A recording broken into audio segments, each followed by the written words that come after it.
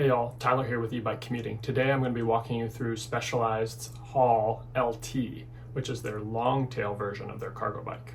In 2023, Specialized made waves in the bicycle industry when they released their ST, or short tail, utility bike. The combination of ample power, small wheels with wide tires, a short wheelbase, and a well-thought design made for a bike that was popular with reviewers and riders everywhere. In fact, Bicycle Magazine even named the Haul ST their Bike of the Year in 2023. The ST version is clearly excellent for smaller loads, but what about for people who need more carrying capacity? Specialized was happy to answer that question with the release of an LT, the long tail version, that can carry even more. At eBike Commuting, we've been testing the LT over the past few months, grocery runs, school trips, and more, and we have a lot to walk you through. So let's get to it.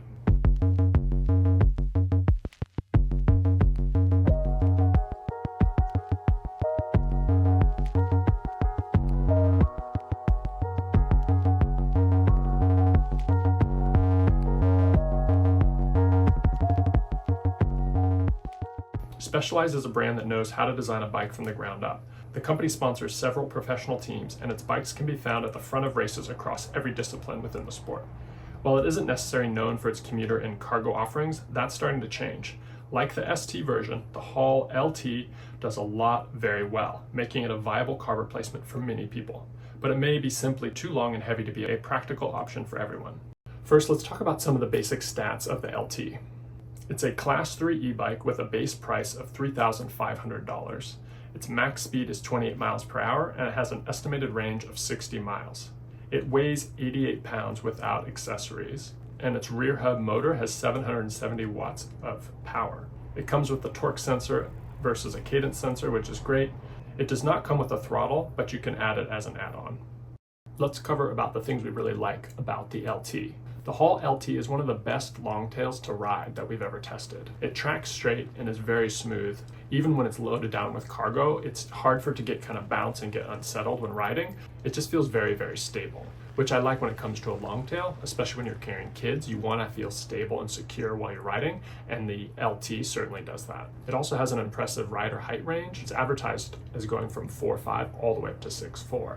Adjusting the height is quick and easy. It's not nearly as easy as a dropper post, but the dual quick releases on the seat post make it easy to change accurately. We tested the LT with their school bus kit, which is basically all the kids stuff in the back, like the hoop bars, the pads, and the rear platform, plus then bins up front. So there's the front bin, cargo bin, and then two side panniers on the front wheel. This was a great setup. We really had no trouble riding around with two kids, a lock, and a couple bags of groceries. However, I found that they were pretty brittle. One of them actually cracked just because moving the bike, the front wheel pivoted and basically compressed the cargo bin against the frame. It's easy to take them off. You just unclip the two clasps at the top. You have a little handle to pull and it lifts right off.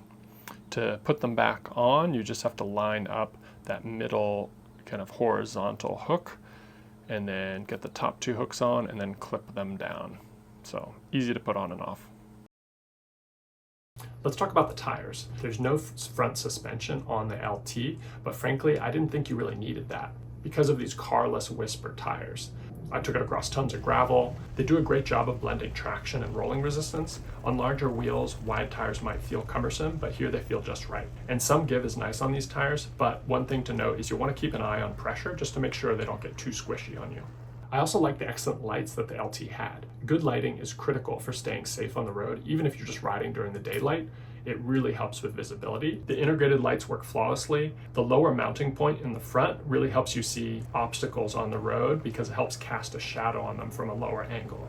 The lights have a nice little button on the right handlebar that makes it easy to control the different modes. It also comes with a simple and straightforward app that lets you adjust the lights remotely, turn the bike on and off, or even remotely lock it. It won't actually physically lock the bike, but it prevents it from being turned back on from the bike. If you buy an aftermarket throttle for $20, you can easily configure it within the app. Now let's talk about a few areas that the LT falls short. The biggest issue that people are going to have with the LT, I think, is just its size. It's very long and it's also pretty wide. So the rear cargo area is almost 30 inches long, which is great. It means you can fit 3 kids on it. But the general bike length then is also really long, and it's just a little awkward to maneuver. It's also wide on the back. The bars for the kids go out to a little over 26, almost 26 and a half inches, which is one of the widest we've seen on the long-tail cargo bike. Now let's compare its weight against some other cargo bikes. All the way on the left-hand side at the lightest is the Flyer Via. It's 68.5 pounds. It has a carrying capacity of 400 pounds. And as we move up the scale in terms of weight, the next one at 74 pounds is the Tern GSD S10. That's 74 pounds and has a payload capacity of 440. Just next to that is the Velotric Packer 1 at 75 pounds, also with that 440 payload capacity. Then moving up the scale at 81 pounds, you have the Aventon Abound, which also has 440 capacity. And then interestingly, as we get up into the top range at 86 pounds is the Radwagon 5, but the payload capacity here actually drops down only to 375. So the Radwagon here has one of the lowest payload capacities and is also one of the heaviest e-bikes, which I thought was interesting. And then at the tipping the very end of the scale of the bikes I was looking through is the Specialized Hall LT at 88 pounds, and that has a payload capacity of 441 pounds.